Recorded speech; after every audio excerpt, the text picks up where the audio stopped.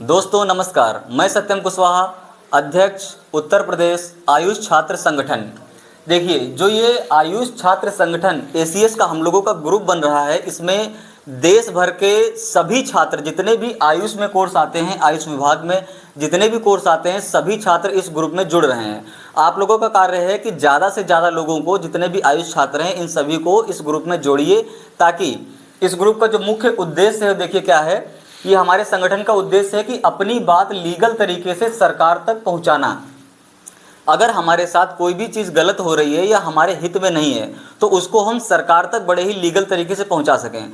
क्योंकि कभी कभी ऐसा होता है कि अलग अलग मेडिकल कॉलेजेस में बच्चों को परेशानी होती है, छात्रों को परेशानी होती है, वो छोटी छोटी समस्याओं को लेकर के उसी छोटी जगह में ही रह जाते हैं, तो उनकी सुनवाई नहीं हो पाती है। लेकिन जब हमारा संगठन मजबूत रहेगा, संगठन में ज़्यादा लोग रहेंगे, तो भारी मात्रा में हम लोग रहेंगे, तो फिर अपनी आवाज़ को मजबूती से उठा पाएंगे और लीगल तरीके से उठा पाएंगे। तो सरकार हमारी बात को सुनेगी, ध्यान देगी और जैसा हम चाहेंगे वैसा करना होगा। देखिए, अगला क्या है कि यदि कोई छात्र बिना वजह परेशान किया जा रहा है, उसकी सहायता करना।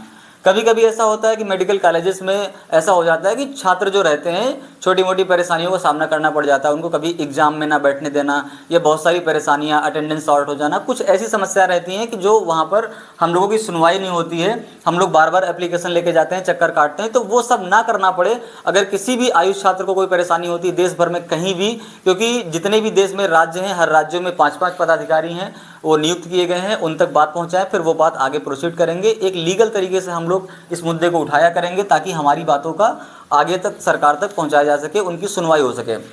फिर देखिए, आयुष मेडिकल कॉलेजेस द्वारा यदि कोई ऐसा फैसला लिया जाए जो ठीक ना हो, उसका संवैधानिक रूप से हम लोग विरोध कर सकें।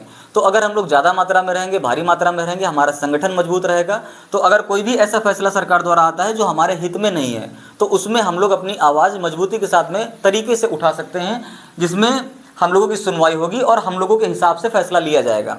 ठीक है, तो ये इस प्रकार से हमारे संगठन के उद्देश्य हैं। आप लोगों का कार्य ये है कि ज़्यादा से ज़्यादा मात्रा में लोगों को इस संगठन से जोड़ें और इस संगठन का उद्देश्य बताएं। धन्यवाद।